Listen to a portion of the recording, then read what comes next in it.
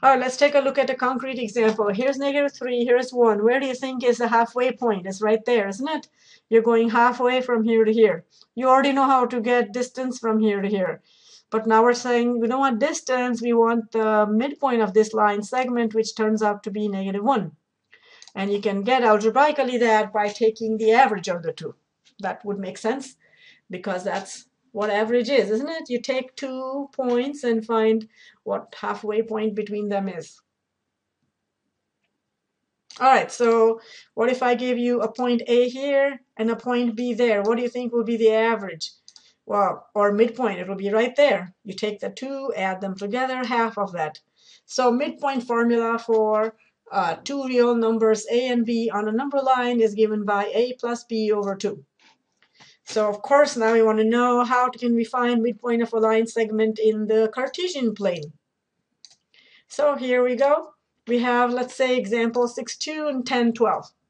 Okay, let's connect that line segment. I want exactly halfway between the point here somewhere. How do I find this point? Well, I know here's my x-axis, here's my coordinate 6, and here's my 10. On the x-axis, halfway between 6 and 10 would be add the two together, divide by 2, which you can see here will be at 8. Well, let's go over here and go sideways. So here's my y-coordinate of 2, y-coordinate of 12. Again, this is a number line, so same principle should work, right? Add the 2, divide by 2, giving me 7. So what do you think is the coordinate of the midpoint? It'll be 8, 7. So you can see how things translate from one dimension to 2 dimensions. What do you think will happen if you had 3 dimensions and 2 points in 3-dimensional space, and you wanted a midpoint of the line segment connecting these 2 points? Well, you would just have to add a third z-coordinate and again take average of the 2.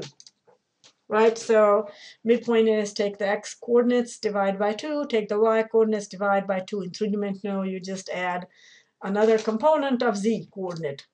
So in general, if you're given 2 points, x1, y1, this is my first point, x2, y2, second point, to find a point that lies exactly halfway between them on the line segment connecting them would be given by this. Take the 2 x-coordinates, their average, take the 2 y-coordinates, their average. All right, let's take a look at how to find distances between points. Again, you've seen how to work with number line distances. Do you remember what algebraic operation gives you distance from 0 or distance between two things? Yes, it's the absolute value. Good.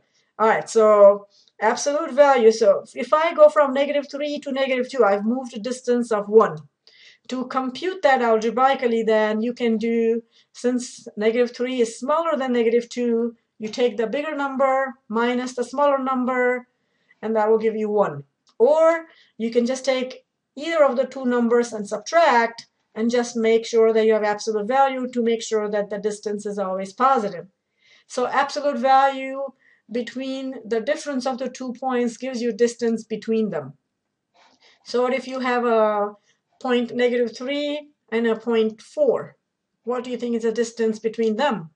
Again, you can do absolute value, or in this case, you can actually subtract the smaller number from the bigger number, giving you the distance between them is 7. Generically, then, if you have 2 points at A and B, how do I get that? I can do B minus A, or I can say absolute value A minus B. Either way, it's going to turn out to be the same positive number, distance between them. Another way to think of absolute value, now that you know how to work with radicals, is square root A minus B squared. Just keep that in mind when we extend to 2-dimensional space. So in general, if you have 2 real numbers A and B on a number line, and the number line on the number line,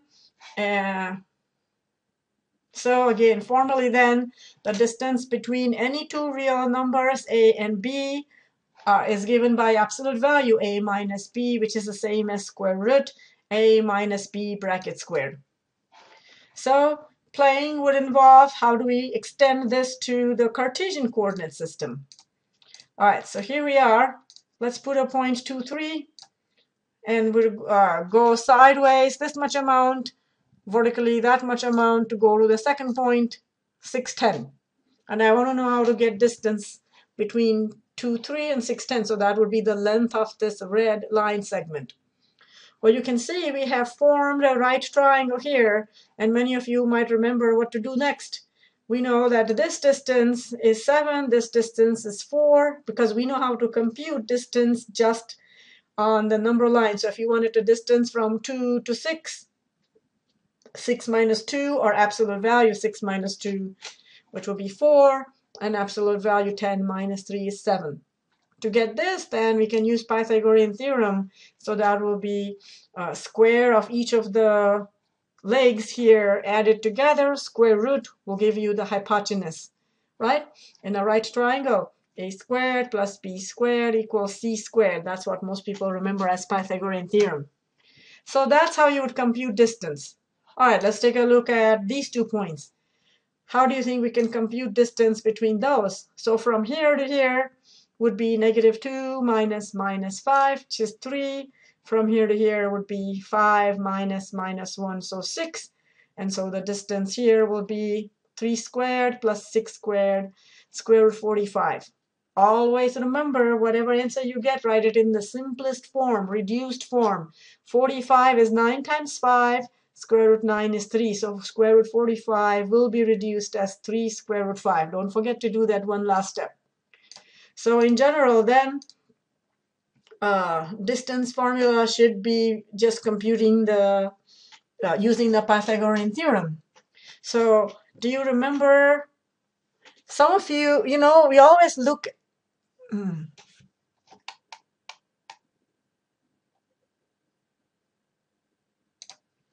So before we formally write down how to find distance between given any 2 points in the coordinate plane, let's just quick review in case some of you do not know the Pythagorean theorem.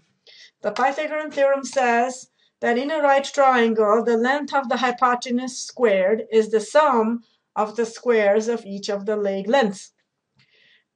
Sometimes mathematical proofs are difficult to see, but this is one proof that is so beautiful. I know you may not all think that, but I think it's really beautiful because no words are necessary. So I'm not going to speak. I'm just going to display the theorem and see if it makes sense to you, and then I will go through the proof so that you understand.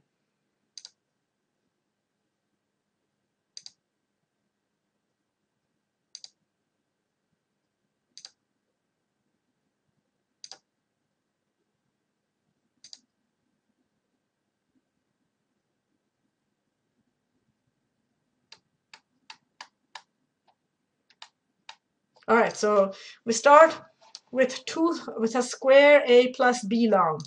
Here's the second square a plus b long. So both sides are a plus b. So if this is a and this is b, this is a and this is b right here. So what we're doing now is we have 2 squares and we're taking out chunks of that square out. All right, so let's just imagine this orange region is now cut out. This area left over is the same as this area left over. Does that make sense? Because we started with the same area, so if you remove the same amounts, whatever is left should also be the same. Let's do the same here. Take the green triangle out. Again, it's a by b here. Take the red rectangle from both out. So if you keep doing that, then the leftover area here is c squared, leftover area here is a squared, here is b squared. So these 2 areas added together should be equal to this area here. How do I know? Well, these 2 you can see they are squares. How do I know this is a square? So you might need a little more explanation for why this is a square, why you should expect it to be a square. This is a right angle right here.